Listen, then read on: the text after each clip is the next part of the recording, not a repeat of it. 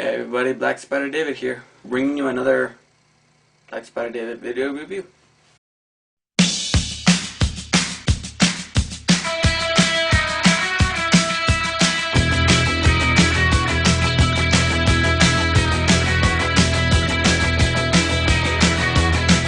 On the floors of Tokyo, down in London town to go.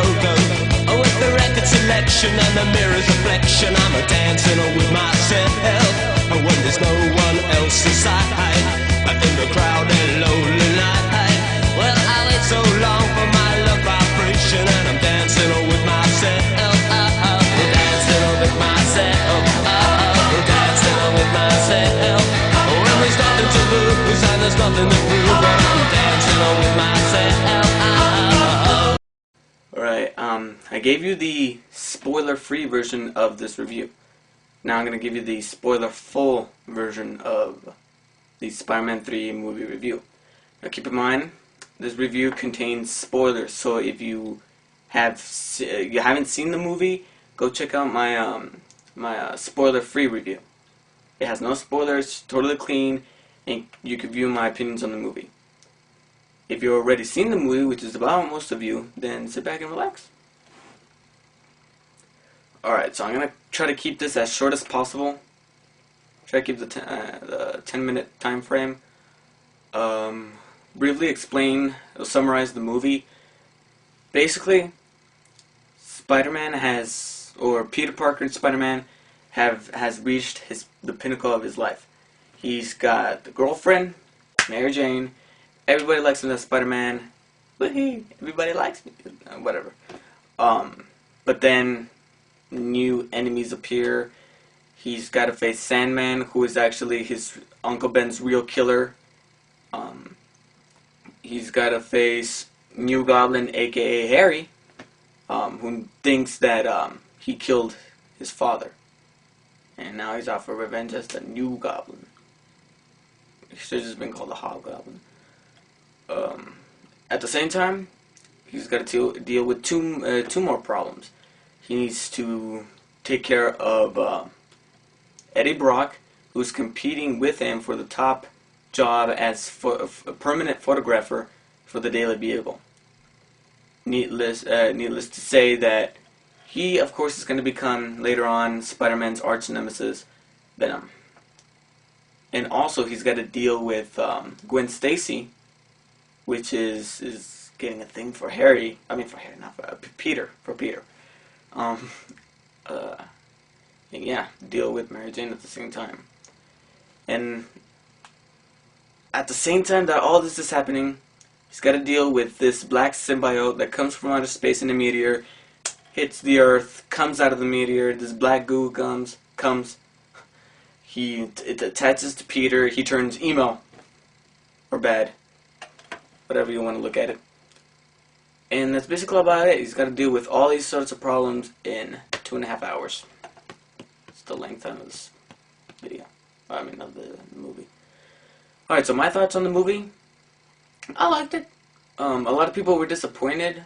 I don't know why. I liked it. One of my friends say it was horrible. I liked it.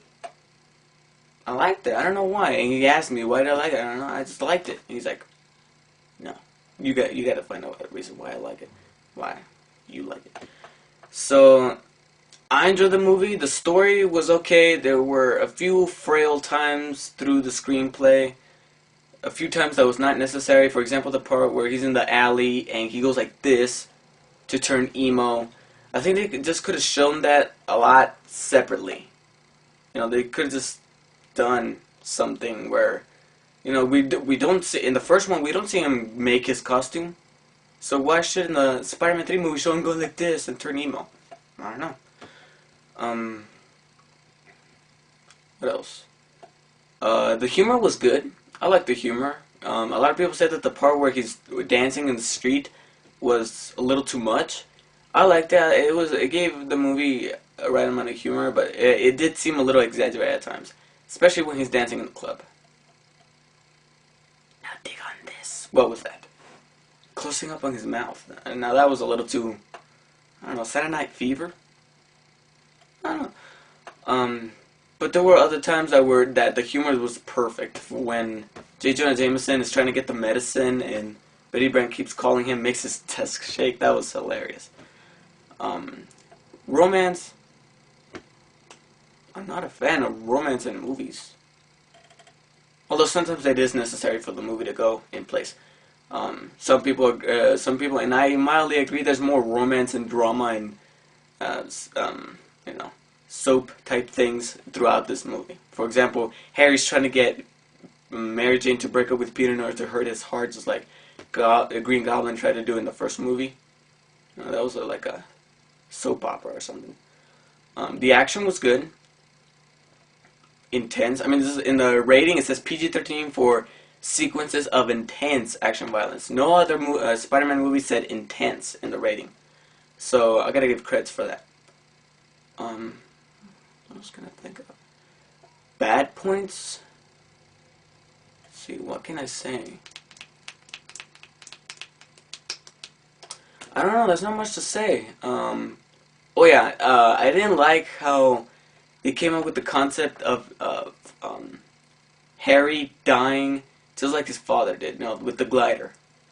Why did he put spikes on the glider? He could easily avoided that. A lot of people didn't like this, but I liked it. It's a good message. How Peter dealt with Sandman at the end. He forgave him. And he's like, "Thank you," and he goes away.